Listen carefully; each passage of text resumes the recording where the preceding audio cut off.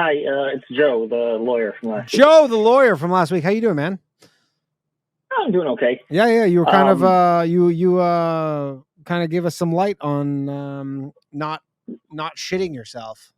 Yeah. Yeah. So I just want to, piggyback off the last call. Okay. My mother-in-law is a piece of work. So elaborate. So basically, she hates she hates me. And it's why, Joe? Why does she hate you?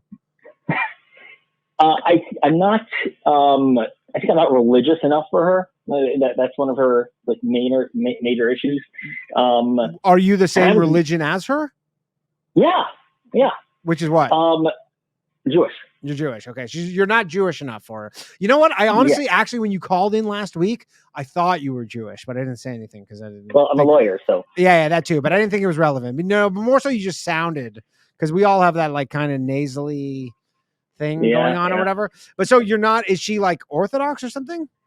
Yeah, so am I. You are? Oh, so you're Orthodox and you're not Orthodox enough? It's not just that. It's like my wife, we're both Orthodox, but that seems like that should be enough. You would think. My mother-in-law is the kind of person where, like, if she sees, people eating in a place that's kosher, but it's a rabbi that she doesn't necessarily agree with, she will go into the store and tell everyone that what they're eating isn't good enough. Oh my God.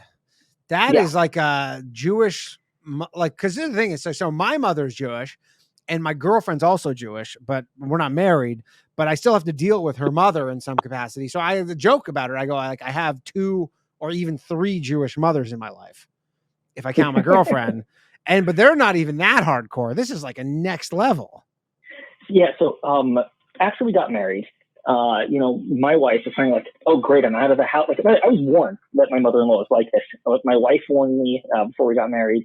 Her siblings warned me, and it's like, "Yeah, sure, like, it's crazy. My mother's crazy." Like, I didn't think that it was really, like, she was really that bad. And I mean, whatever.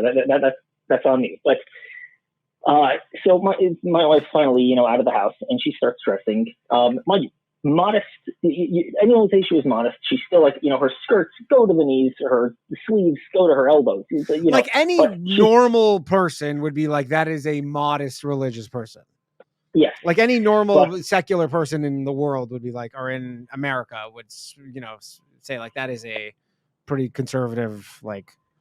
Yeah, 100%. Yeah. But she's still showing more skin than she used to.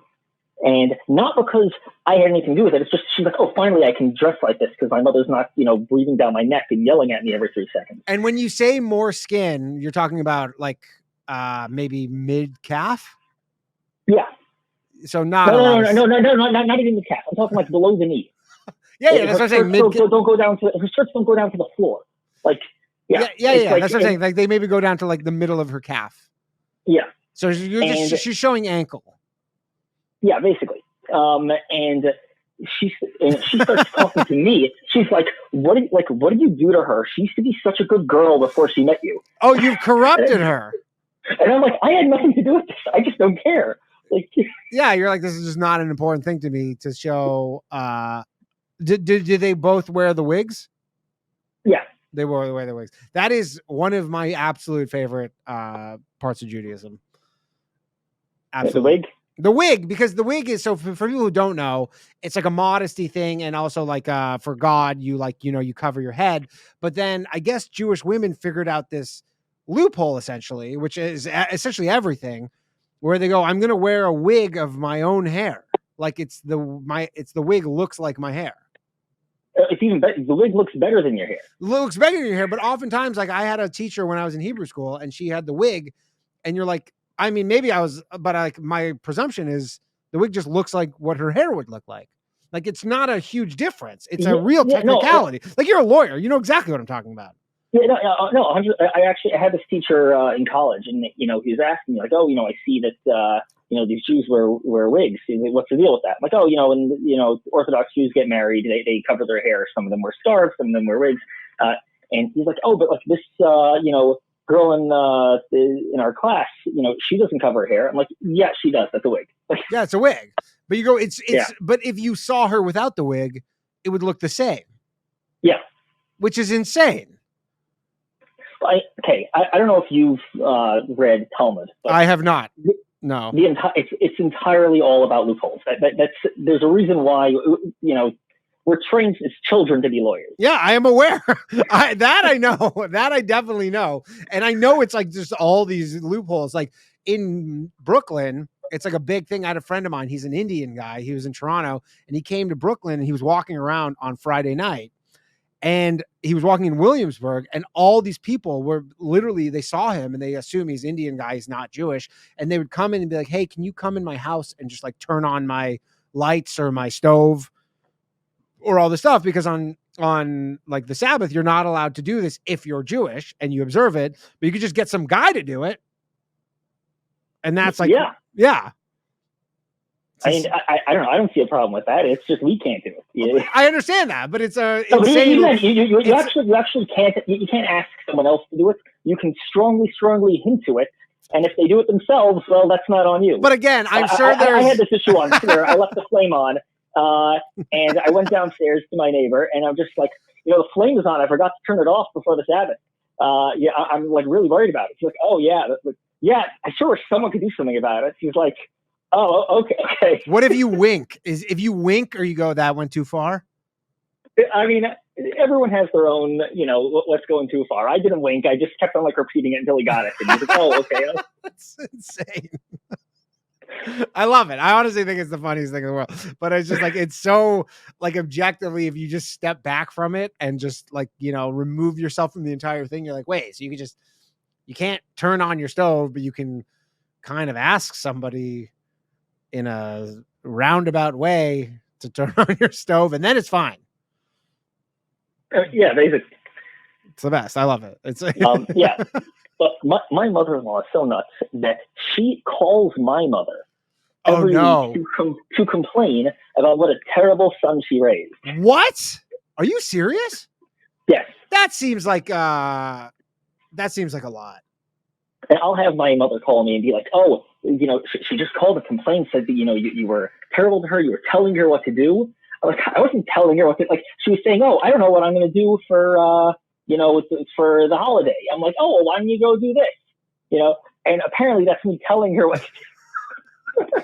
Jesus, honestly, never enough. I actually told my girlfriend because her mom was like, wanted my number for something. And I was like, no, don't give her my number. I'm not married, so I'm like not there yet. But that's crazy that she calls your mother-in-law calls your mother, and I imagine your mother's probably quite proud of you actually, and thinks you're like she doesn't think any of that stuff at all. Yeah, I mean, I wouldn't say I'm her favorite kid, or whatever. But I mean, you're like a lawyer. You're still like practicing. Like religious, like you're not some crazy black sheep. Maybe I don't know what the rest of all your family's all rabbis or something, and that was the goal. But no joke. I actually do have a rabbi. That's what I'm saying. But I'm like, it doesn't sound like you're some, it doesn't sound like you're like a arms dealer, like a drug dealer or something. Yeah, no. She my mother thinks that she's crazy. It's just, Yeah. What are you gonna do? I assure you. Tomorrow, I'm going to play this segment for my girlfriend. I'm going to sit her down, and I'm going to say, you must listen to this. Okay. Because this is real. I'm really enjoying this one right here. This is the fact that your mother-in-law calls your mother to tell her that you are a bad person is. Yeah, and I could have never predicted. I mean, here's the thing. I did rush into marriage. So like people were warning me about her, but like I didn't even have enough time to get to know my mother-in-law before I got married.